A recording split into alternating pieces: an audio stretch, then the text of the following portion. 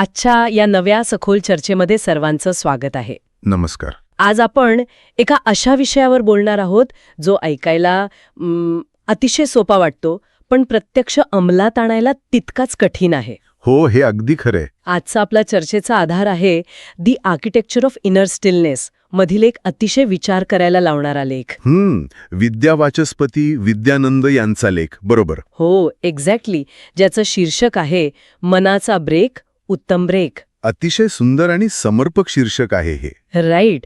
तर या विषयाच्या खोलात जाण्यापूर्वी ना आपण एका साध्या कल्पनेपासून सुरुवात करूया. नक्कीच सांगा. समजा एखाद्या व्यक्तीने एक अत्यंत महागडी अत्याधुनिक अशी स्पोर्ट्स कार विकत घेतलीये. वा, छान कल्पना आहे. आणि तिचं इंजिन प्रचंड ताकदवान आहे. पण ती व्यक्ती ती कार रात्रंदिवस सलग हजारो किलोमीटर एकाच वेगात चालवत राहिली तर काय होईल? गाडी कितीही उत्तम असली तरी काही काळानंतर तिचं इंजिन तापेल. हो ना. त्यातून धूर येऊ लागेल आणि शेवटी ती गाडी रस्त्याच्या मधोमध अचानक बंद पडेल. अगदी बरोबर. त्या यंत्राला विश्रांतीची गरज असते हे आपण सर्वच जण मान्य करतो. पण गंमत बघा, मानवी शरीर आणि विशेषतः आपलं मन हे जगातलं सर्वात गुंतागुंतीचं आणि शक्तिशाली इंजिन आहे. राईट. तरीही आपण त्याला कधीही न थांबवता सतत वेगात पळवत असतो. अगदी खरंय. आणि इथे सर्वात लक्षवेधी गोष्ट ही आहे की पूर्वीच्या काळी माणसाला शारीरिक थकवा जास्त यायचा, कारण तेव्हा अंगमेहनतीची कामं अधिक होती. एक्झॅक्टली. पण आजच्या जगात आपण एका वेगळ्याच महापुरात वावरत आहोत, आणि तो म्हणजे माहितीचा महापूर. म्हणजे इन्फॉर्मेशन ओव्हरलोड. हो.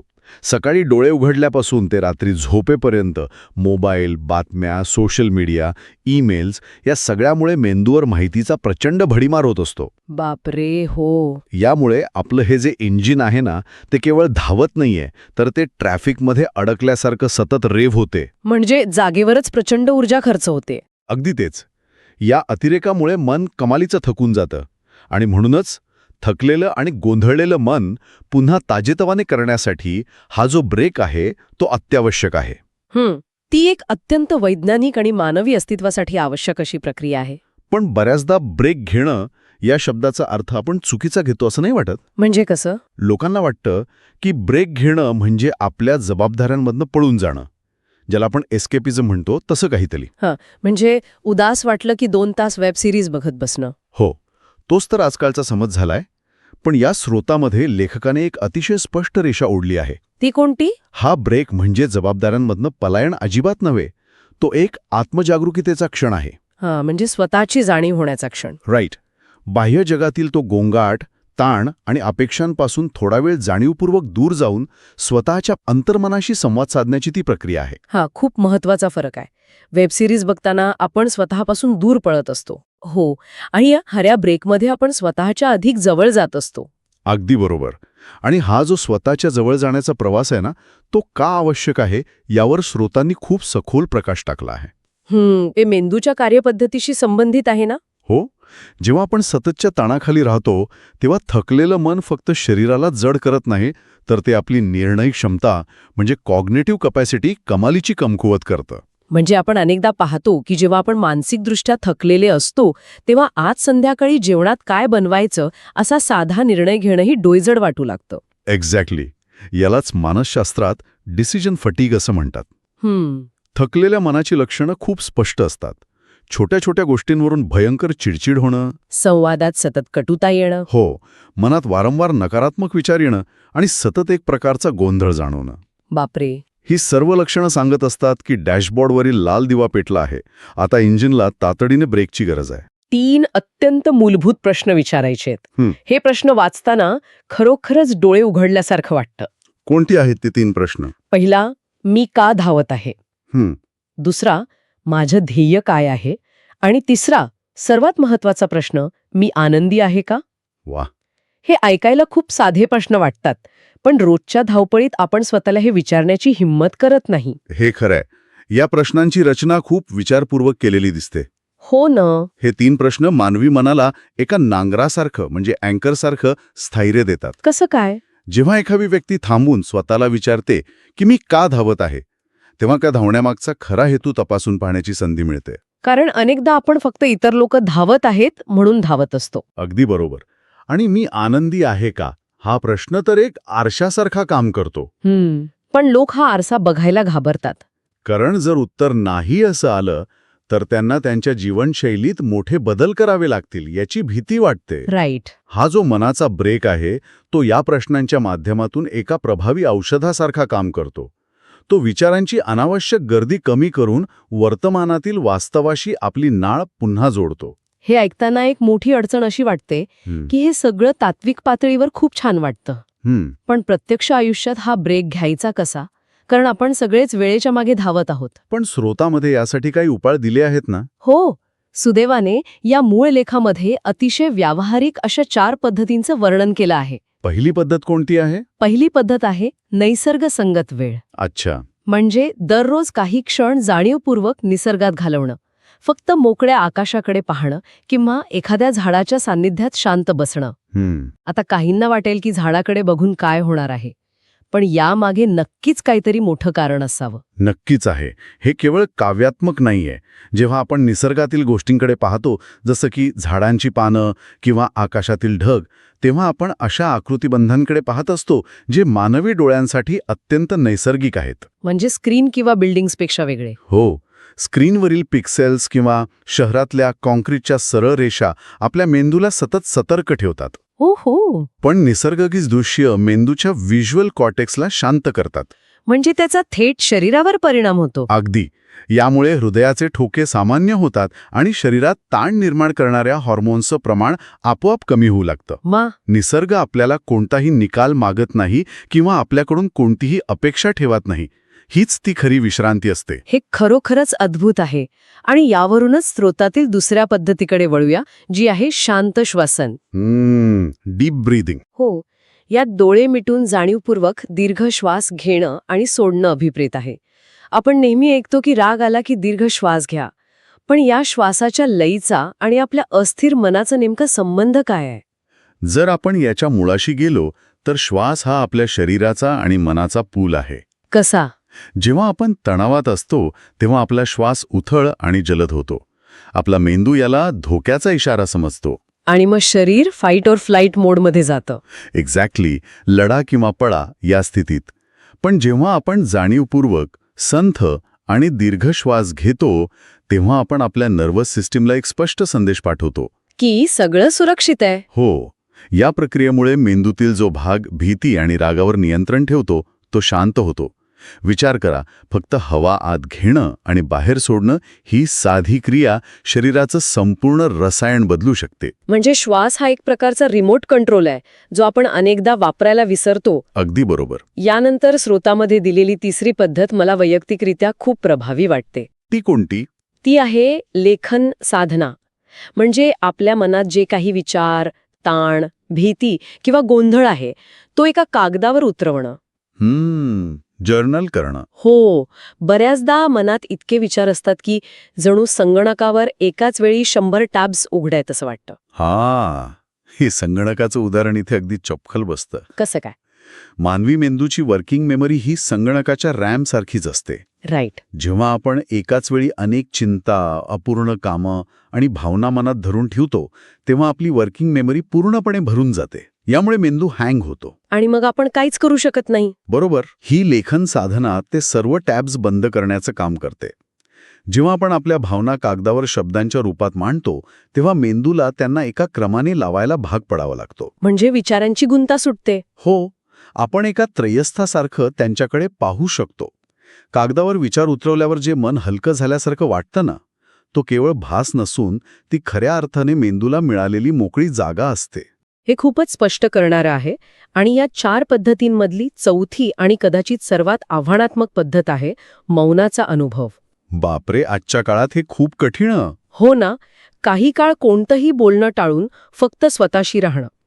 आजकाल लोक एकटे असले तरी कानात इयरफोन्स असतात किंवा समोर स्क्रीन असते.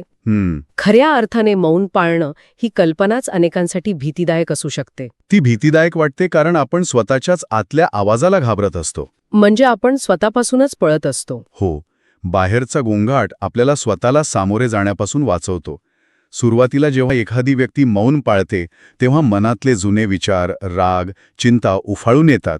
म्हणजे सुरुवातीला गोंधळ वाढल्यासारखा वाटतो. अगदी.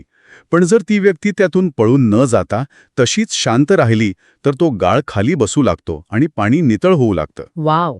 या नितळ पाण्यातूनच खऱ्या क्रिएटिव्हिटीला म्हणजे सर्जनशीलतेला चालना मिळते. इथे वेळेचा एक अत्यंत व्यावहारिक प्रश्न निर्माण होतो. कोणता? बऱ्याचदा असं वाटतं की हे सर्व करण्यासाठी एखादी मोठी सुट्टी घ्यावी लागेल, हिमालयात जावं लागेल किंवा तासांतास एका जागी बसावं लागेल. अजिबात नाही.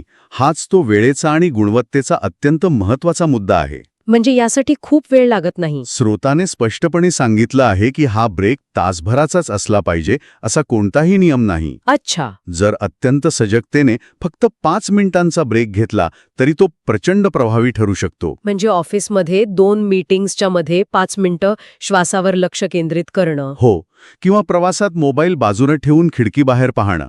इथे वेळेच्या लांबीपेक्षा तुम्ही त्या क्षणी स्वतःच्या जाणीवेसोबत किती जोडलेले आहात हे जास्त महत्वाचं आहे. म्हणजे माझ्याकडे वेळ नाही हा बहाणा आता चालणार नाही. अजिबात नाही. आता या लेखातील एका अशा भागाकडे वळूया ज्याने खरोखरच विचार करायला भाग पाडलं. लेखाचं शीर्षक मनाचा ब्रेक एवढंच नाहीये, तर ते आहे मनाचा ब्रेक, उत्तम ब्रेक. राईट. मला इथे हा प्रश्न पडला होता की सामान्य ब्रेक आणि उत्तम ब्रेक यात नेमकं फरक काय आहे? स्रोताने याचं उत्तर काय दिलंय? खूपच मार्मिक दिलंय. केवळ थांबणं म्हणजे उत्तम ब्रेक नव्हे, तर योग्य वेळी थांबणं म्हणजे उत्तम ब्रेक. हा या संपूर्ण संकल्पनेचा सर्वोच्च बिंदू आहे. योग्य वेळ कोणती? जेव्हा परिस्थिती हाताबाहेर जात असते. समजा एखाद्याचं आपल्या जवळच्या व्यक्तीसोबत कडाक्याचं भांडण सुरू आहे आणि भावनांचा उद्रेक होण्याची शक्यता आहे. अशा वेळी रागाच्या भरात आपण सगळेच वाटेल ते बोलून जातो. एक्झॅक्टली. आणि नेमक्या याच क्षणी कसलीही प्रतिक्रिया न देता एक पाऊल मागे घेऊन त्वरित घेतलेला जो ब्रेक असतो ना, तो उत्तम ब्रेक असतो. पण इथे एक मोठी अडचण येते. जेव्हा राग येतो तेव्हा थांबणं हेच सर्वात कठीण काम असतं. हो, हे नक्कीच कठीण आहे. शरीरातील प्रत्येक पेशी सांगत असते की आत्ताच उत्तर दे, आत्ताच प्रतिक्रिया दे. अशा वेळी हा ब्रेक घेणं कसं शक्य आहे? कारण आपला मेंदू तार्किक विचार करू शकत नाही. तो फक्त हल्ला करण्याच्या मोडमध्ये असतो. याला मानसशास्त्रात इमोशनल हायजॅकिंग म्हणतात. बापरे, इमोशनल हायजॅकिंग? हो, अशा वेळी घेतलेला एक छोटासा पॉज ती साखळी खंडित करतो. हा ब्रेक अत्यंत महत्वाची नाती उद्ध्वस्त होण्यापासून वाचवतो. थोडक्यात सांगायचं तर तो आपल्याला रिॲक्ट करण्याऐवजी रिस्पॉन्ड करण्याची क्षमता देतो. एका छोट्याशा थांबण्यामध्ये एवढी ताकद असू शकते हे खरोखरच थक्क करणार आहे. अगदी. स्रोतामध्ये या प्रक्रियेला एक अतिशय सुंदर आध्यात्मिक जोडही दिलेली आहे. तिथे ध्यान, जप, प्रार्थना किंवा स्वाध्याय यांचा उल्लेख आहे. आजच्या काळात आध्यात्मिकता म्हणजे केवळ कर्मकांड राहिलेलं नाही, तर ती स्वतःच्या आत डोकावण्याची एक प्रक्रिया बनली आहे. अगदी बरोबर. जेव्हा आपण ध्यान किंवा प्रार्थनेच्या माध्यमातून अंतर्मुख होतो तेव्हा आपल्याला एक वेगळीच प्रचिती येते. कोणती प्रचिती? आपण म्हणजे केवळ आपले विचार आणि भावना नाहीत, तर आपण त्या विचारांना पाहणारे एक साक्षीदार आहोत. यालाच ऑब्झर्व्हर इफेक्ट असं म्हणतात. म्हणजे स्वतःला या विचारांपासून वेगळं करून पाहणं. हो, यामुळे मन आतून निर्मळ आणि सकारात्मक बनतं. आणि अशा शांत मनातून जे निर्णय घेतले जातात ते नेहमीच अधिक परिपक्व असतात. तर मग या सर्व सखोल चर्चेचा अंतिम अर्थ काय होतो? आपण सुरुवातीला इंजिनचं आणि कारचं उदाहरण दिलं होतं. स्रोतामध्ये शेवटी याला जोडून एक अत्यंत प्रभावी रूपक वापरला आहे. मन हा आपल्या जीवनाचा चालक म्हणजेच ड्रायव्हर आहे. खूपच सुंदर रूपक आहे.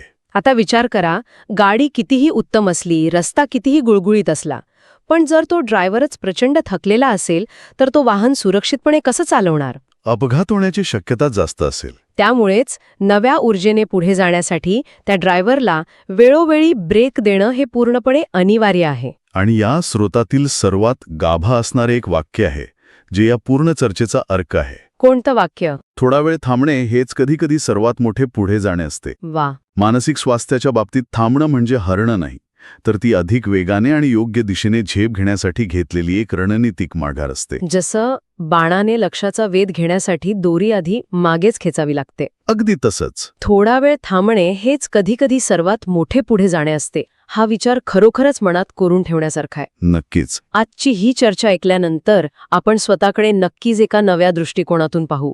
पण ही चर्चा संपवताना एक नवीन विचार समोर येतोय. कोणता विचार? आपण पाहिलं की दिवसातून फक्त काही मिनिटांचा मानसिक ब्रेक एखाद्या व्यक्तीचे निर्णय आणि सर्जनशीलता इतक्या सकारात्मक पद्धतीने बदलू शकतो. होय. तर मग आजच्या आधुनिक कॉर्पोरेट जगात किंवा आपल्या शिक्षण व्यवस्थेत याचा समावेश का नाहीये? हा खूपच मोठा प्रश्न आहे. शारीरिक भूक भागवण्यासाठी जसा लंच ब्रेक अधिकृतपणे दिला जातो, जो कायद्याने बंधनकारक आहे, राईट. तसंच मेंदूचा थकवा दूर करण्यासाठी अधिकृतपणे मेंटल पॉज किंवा मानसिक विश्रांतीचा वेळ का दिला जात नाही? हा विचार खरोखरच क्रांतिकारी ठरू शकतो. विचार करा, जर संपूर्ण समाजाने दिवसातील 15 मिनिटे अशी सजग विश्रांती घेण्यासाठी राखून ठेवली तर काय होईल? समाजाचं चित्रच बदलेल. हे जे ताणतणावाने भरलेलं, सतत चिडचिड करणारं जग आहे, ते एका अशा समाजात बदलेल जिथे लोक प्रतिक्रिया देण्यापूर्वी एक क्षण थांबून विचार करतात. ती खरोखरच एका नव्या, निरोगी जगाची सुरुवात असेल. उत्पादकतेचा उगम शांत मनातून होतो, हे आपण शिकण्याची गरज आहे. हाच अनुत्तरित पण अतिशय महत्वाचा प्रश्न घेऊन आपण आजची ही सखोल चर्चा इथेच थांबूया. हा मनाचा ब्रेक आपल्या जीवनाचा भाग कसा बनवता येईल यावर नक्की विचार करा. पुन्हा भेटूया अशाच एका नव्या विषयासह. तोपर्यंत रोजच्या धावपळीतून स्वतःच्या मनाला थोडा ब्रेक नक्की द्या.